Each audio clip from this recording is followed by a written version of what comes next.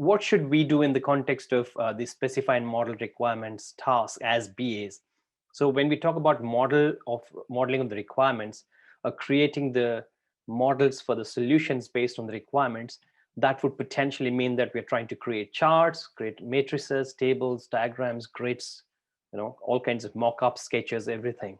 So those are going to be representational solution. They're not the solution. There is a big difference, but they're leading us into the solution based on these models and these prototypes, wireframes, pictures, videos, and everything else.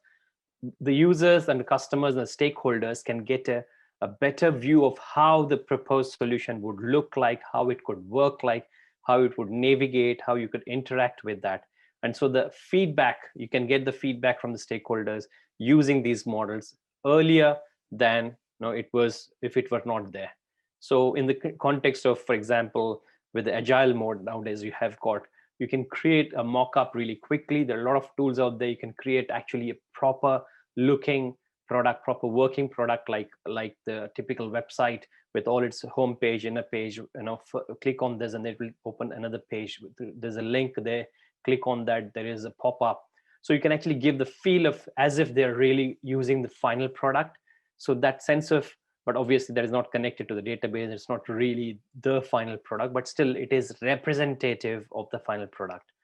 And so you can, using these models, you can try and understand what is the gap, what we're trying to miss here, what is it that is not working in this one, or is there something wrong with the navigation? Are they getting stuck somewhere? Is there some problem with the layout of the screen?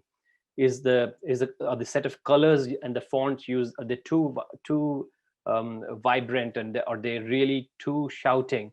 Should we tone them down? So all this feedback, what is important, what is not important, all of that could be gathered from using these models. And then they represent the requirements or attributes because of the fact that each of these is, as I said, representation of the solution. It's not the solution, but actually kind of is a proxy. It's leading you to the solution. So you get a lot of those different characteristics, which are both functional as well as non-functional, like performance, security, scalability, reliability, all those qualities of the actual solution. You can try and get a feel of that with these models, with the prototypes in place. And you can try and implement the appropriate levels of abstraction, because that's very important. The abstraction here is actually trying to take the complexity out of the solution and then trying to make it as simple as possible for the end users and the customers to have a go. And for that, what you need to do is to just remove all the complexity, remove the underlying. It's pretty much like when you drive a car as a driver, you're not really worried about how does the ignition work. Is there a spark plug there? How does it consume the petrol, and where does it get the petrol? How often does the piston really get into the picture? What is the frequency and all those things? That's not required, because that's something which is hidden under the carpet. That's what it's in the boot, right? They say that you need to keep it under the hood and focus on what is important for you as a driver. But when you're working as a mechanic, or when you're trying to look at it to fix a problem, then you would need to open the hood and look at all the stuff that we were talking about, the carburetors and the radiators and the engines and everything else. So that you require a different level of knowledge, which is detailed enough, which is actually the components, the knowledge of the components of the car, how does it work? So when we talk about the driver and then the car being a product being used by driver, which is a normal set of users, then you need to abstract the whole lot of complexity into out of the equation and just try and focus on the driving experience, the interiors, how is it smooth, how are the gear shifting, all of these things, the overall driving experience of being in the car, or even the passenger sitting in the car and getting the comfort of not getting the bumps and everything, right? So that's what I'm talking about abstraction. You're removing unnecessary complexity out of the whole thing and just focusing on what the target audience or the users really need to know and need to do. That's what is important. Again, the same with the models and prototypes as well. You don't really get into all the nitty-gritties of how the solution would work and what is the code behind and everything. That's not important for us to do with the model. What is important at this stage with the prototypes is just enough detail, just so that that's in terms of design, interaction, content, functionality, presentation, navigation, and the overall experience of how you can actually use this product. That's what is important during the modeling of the requirements. So as we discussed, what does a model requirement really mean? So it's basically prototyping the requirement or creating a proxy solution. It's a descriptive and visual way of representing information for a specific set of users. So it's not for everyone, but for a specific set of user profiles. And then we are keeping these target users in our mind when we try and create this. It may not be the final finished product. It is actually one subset of the entire set of functionality and the features and the non-functional perspectives that you get from the final product. Just one strand of that. It need not be everything. And why would you need the models? You need to help understand the various aspects of how you would use this product. What are the contexts in which you would use the product? What are the use cases that you would use this product for? What drives this usage? How does it get used? What is the messaging involved? What are the different kinds of communication channels? And also to understand the overall set of requirements in that context. You're trying to give a context to the requirements. That's what is the model and the prototypes really helping you as a business analyst. So why do you need to use the model? Again, it really is very helpful to confirm your knowledge, whatever you understood from the elicitation exercises and working with the stakeholders. You want to reconfirm, you want to kind of reaffirm whether you've got the right understanding. And then if it is the case, then how would you propose to create the solution based on that understanding? And obviously it's helpful to find any gaps that you have identified, anything that is missing, anything that is not being explicitly mentioned by the stakeholders, or something that has gone missing during your analysis. You'll be able to find it during the modeling, or even when the model is shown to the or being used by the end users.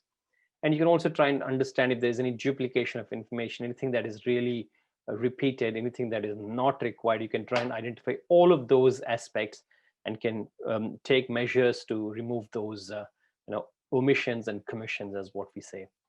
So in terms of the overall usage of the model, they would help you establish unambiguous communication. Very important, because when what you see is what you get. When you say WYSIWYG, that WYSIWYG is the WYSIWYG. What you see is what you get. So there's no communication gap.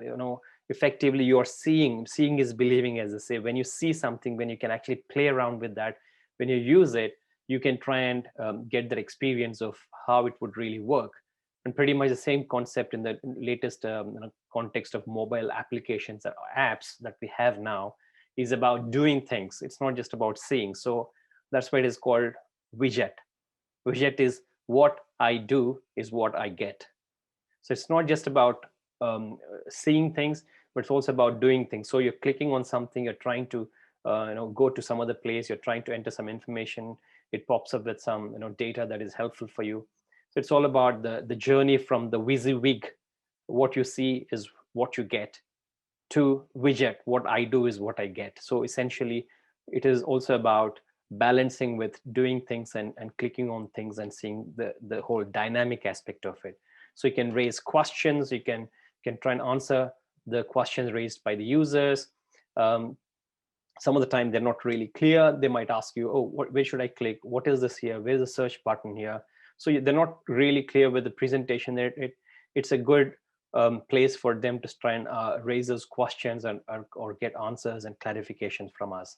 And it's also useful for validating for consistency and completeness. So you started off with one step, and then now you've got about half the way into the product development. You would like to reaffirm, you want to understand whether you've got everything intact in terms of the experience, the colors you use, the fonts, the placement of logos, and the overall experience that you're driving through the product.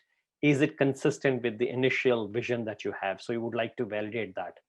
And then you would also be able to define the business rules with the model. So you can actually kind of set some validations or things which you say don't go. For example, when you want to test the ATM card concept or the debit card being used in a cash machine, kind of a scenario, then you're trying to restrict some of the scenarios of usage with, for example, if they enter the pin code 3 times incorrect, then you say, go on, what will happen? Let's see. And then they entered the 4th time incorrectly, and then that would stop them from transacting any longer. So essentially what you're trying to do is to replicate what could be the potential error scenarios, right? And then that would help you to understand in future, in reality, when the rubber hits the road, when the product really gets into the hands of the users, what are all the ways that they can potentially use this product in unexpected ways then, or rather what we call as abnormal ways, or things which we have not expected them to behave. Those behaviors, you can try and simulate those during the model usage, and that helps with the clarification of understanding where we're heading and how that gets really used in the context of the real usage by the end users. So very important there.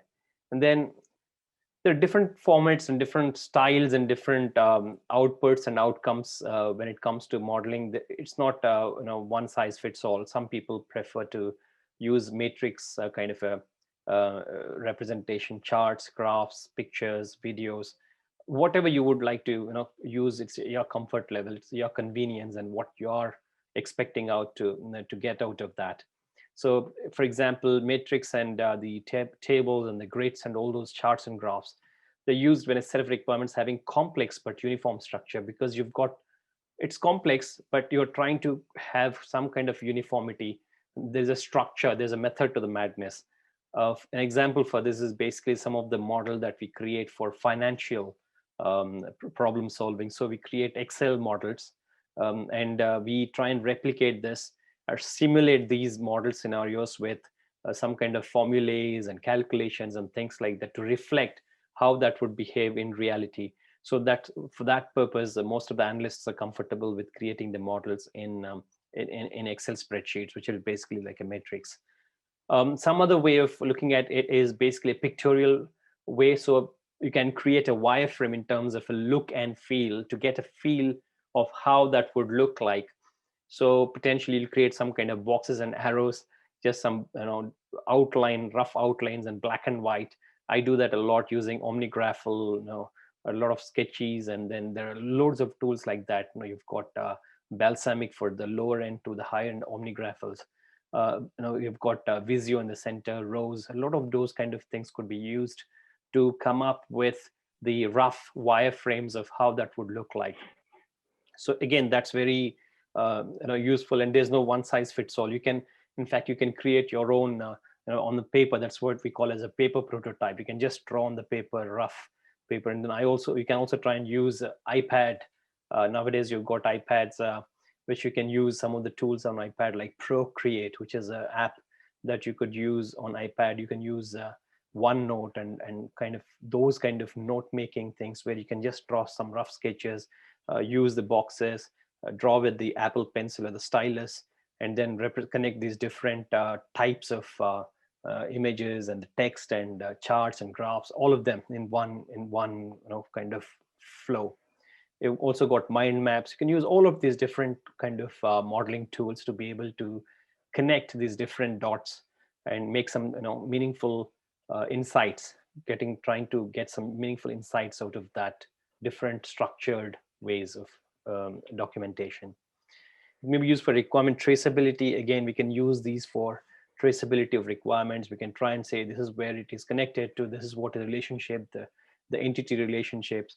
We can also try and look at the diagrams as a way to represent the complexity in terms of the visual connection, in terms of how each of these is interconnected with others and how it's contained in a different unit, and then that is connected to a different unit. So there's a bit of all that kind of complexity involved. We can try and abstract that with a picture. So that picture, a set of pictures, would be the best means to communicate the complexity, rather than writing like hundreds and 200s of pages of documents in the form of requirement specification. So modeling, I really use it a lot, and I insist on my all my BAs to be comfortable with picking up whichever version. There's no one size fits all, obviously. Depending on your comfort level and your experience, you can pick and choose which type of model you would like to use.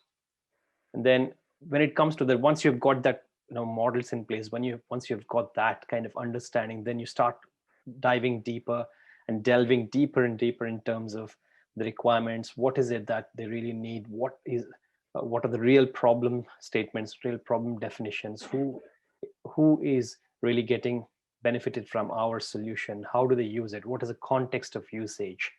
All of these must be, tried, must be understood well by the business analyst.